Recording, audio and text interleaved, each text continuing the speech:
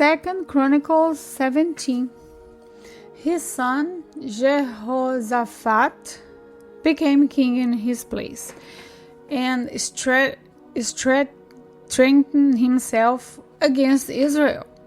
He stationed troops in every fortified city of Judah and set garrisons in the land of Judah and in the cities of Ephraim that his father Asa had captured. Now the Lord was with Jehoshaphat because he walked in the former ways of his ancestor David. He did not seek the Baals, but sought the God of his father and walked in his commandments, not according to the practices of Israel. So the Lord established a kingdom in his hand. Then all Judah brought him tribute, and he had riches and honor in abundance. He took great pride in the Lord's way, and he again removed the high places of Asherah poles from Judah.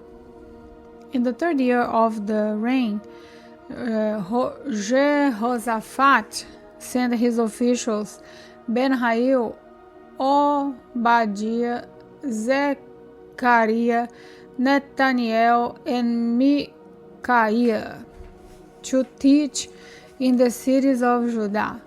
The Levites with them were Shemaiah, Nethaniah, Zebadiah, Asahel, Shimiramoth, Jehonatan, Adomijah, Tobijah, and Tobi-Adonijah, the priests. Elizama and Jehoram were with these Levites. They taught throughout Judah, having the book of the Lord's instruction with them. They went throughout the towns of Judah and taught the people. The terror of the Lord was on all the kingdoms of the lands that surrounded Judah, so they didn't fight against Jehoshaphat. Some of the Philistines also brought gifts and silver as tribute to Jehoshaphat, and the Arabs brought him flocks, 7,700 hams and 7,700 male goats. Jehoshaphat grew stronger and stronger. He built fortresses and storage cities in Judah. He carried out great works in the towns of Judah. He had fighting men, valiant warriors in Jerusalem. These were their numbers according to their ancestral families. For Judah, the commanders of thousands. Adinah was commander, and 300,000 valiant warriors with him. Next to him, Jehohanan, the commander, and 208,000 with him. Next to him, Amaziah, son of Zeri, the volunteer of the Lord, and 200,000 valiant warriors with him. From Benjamin, Eliada, a valiant warrior, and 200,000 with him armed with bow and shield. Next to him, Jehozabad, and 108,000 with him equipped to war. These were the ones who served the king, besides those he stationed in the fortified cities throughout all Judah. 2 Chronicles 18. Now Jehoshaphat had riches and honors and audience, and he made an alliance with Ahab through marriage. Then, after some years, he went down to visit Ahab in Samaria. Ahab slaughtered many sheep, goats, and cattle for him, for and for the people who were with him. And he persuaded him to attack Ramoth Gilead, for Israel's king Ahab asked Judah's king Jehoshaphat, "Will you go with me to Ramoth Gilead?" He replied to him, I am as you are, my people as your people. We will be with you in the battle. But Jehoshaphat said to the king of Israel, "First, please ask what the Lord's will is." So the king of Israel gathered the prophets, 400 men, and asked them, "Should we go to Ramoth Gilead for war, or should we refrain?" They replied, "March up, and God will hand it over to the king." But Jehoshaphat asked, "Isn't there a prophet of the Lord here anymore? Let's ask him." The king of Israel said to Jehoshaphat, "There is still one man who can inquire the Lord, but I hate him because he never profits good about me, but only disasters. He is Micaiah, son of Imlah." "The king shouldn't say that," Jehoshaphat replied. So the king of Israel called an officer and said, "Hurry and get Micaiah, son of Imlah."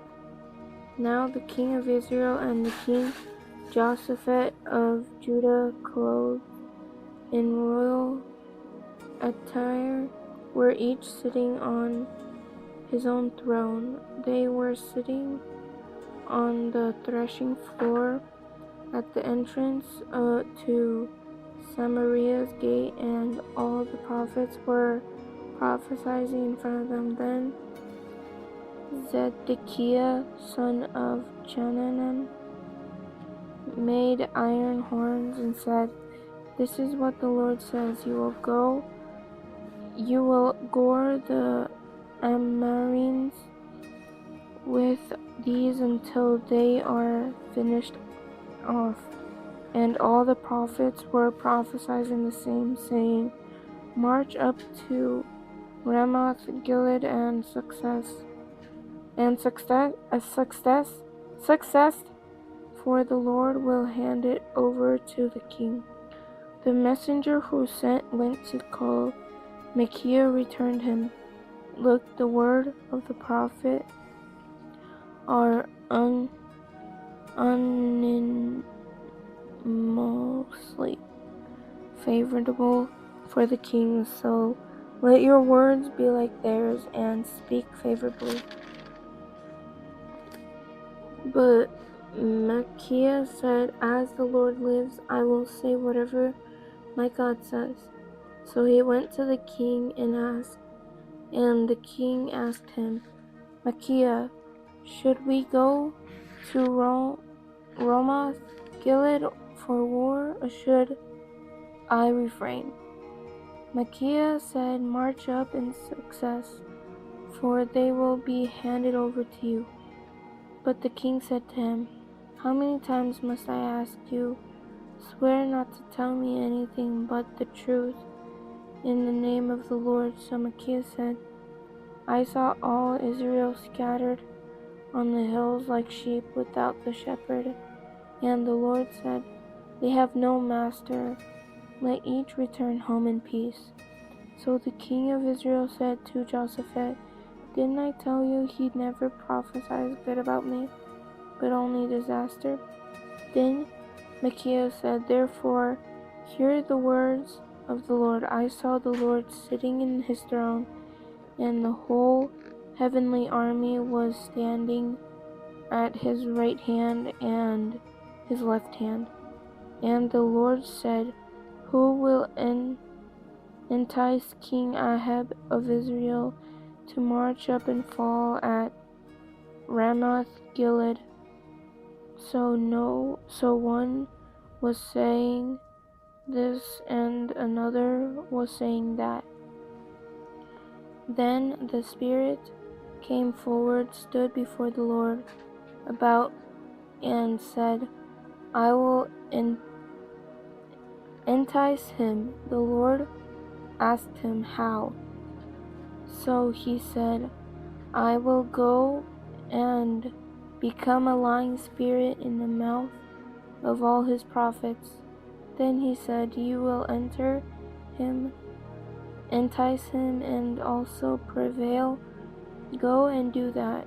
Now you see the Lord has put a lying spirit into the mouth of these prophets of yours, and the Lord had pronounced disaster against you.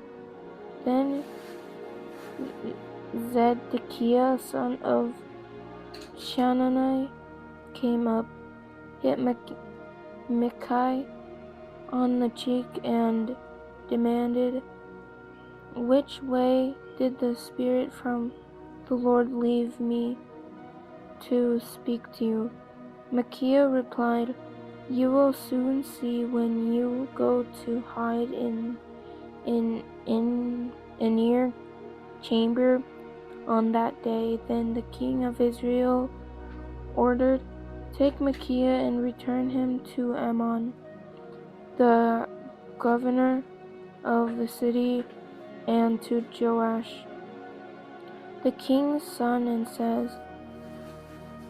say, this is what the king says, put this guy in prison and feed him only a little bread and water until I come back safely. But Micaiah said, if you ever return safely, the Lord has not spoken through me. Then he said, listen, all you people. Then the king of Israel and Judah's king Jehoshaphat went up to Ramoth Gilead, but the king of Israel said to Jehoshaphat, I will disguise myself and go into battle, but you wear your royal attires. So the king of Israel disguised himself, and they went to battle. Now the king of Aram had ordered the chariot commander, do not fight with anyone at all, except the king of Israel. When the chariot commander saw Jehoshaphat, they shouted, he must be king of Israel. So they turned to attack him, but Jehoshaphat cried out, and the Lord helped him. God drew them away from him. When the chariot commanders saw that he was not the king of Israel, they turned back from pursuing him, but the man drew his bow without taking special aim and struck the king of Israel through the joint of his armor. So he said to the charioteer, turn around and take me out of the battle, for I am badly wounded. The battle raged throughout the day, and the king of Israel prouded himself up in his chariot facing the Ammonites until evening. Then he died at sunset. 2 Chronicles chapter 19. King Jehoshaphat of Judah returned to his home in Jerusalem in peace. Then Jehu, son of the seer Hanani, went out to confront him and said to King Jehoshaphat, do you help the wicked and love those who hate the Lord? Because of this, the Lord's wrath is on you. However, some good is found in you, for you have eradicated the Asherah poles from the land and have determined in your heart to seek God. Jehoshaphat lived in Jerusalem, and once again he went out among the people from Beersheba to the hill country of Ephraim, and brought them back to the Lord, the God of their ancestors. He appointed judges in all the fortified cities of the land of Judah, city by city. Then he said to the judges, "Consider what you are doing, for you do not judge for a man, but for the Lord, who is with you in the matter of judgment. And now may the terror of the Lord be on you. Watch what you do, for there is no injustice or partiality or taking bribe with the Lord our God." Jehoshaphat also appointed in Jerusalem some of the Levites and priests and some of the Israelite families, heads for deciding the Lord's will and for settlement disputes of the residents of Jerusalem. He commanded them, saying, "In the fear of the Lord with integrity and wholeheartedly, you are to do the following. For every dispute that comes to you from your brothers who dwell in their cities, whether it regards differences of blood, guilt, law, commandments, statutes, or judgments, you are to warn them so they will not incur guilt before the Lord, and wrath will not come on you and your brothers. Do this, and you will not incur guilt. Note that Amariah, the chief priest, is over you in all matters related to the Lord, and Zebediah, son of Ishmael, the ruler of the house of Judah, in all matters related to the king and the Levites, are officers in your presence. Be strong, may the Lord be with those who do what is good.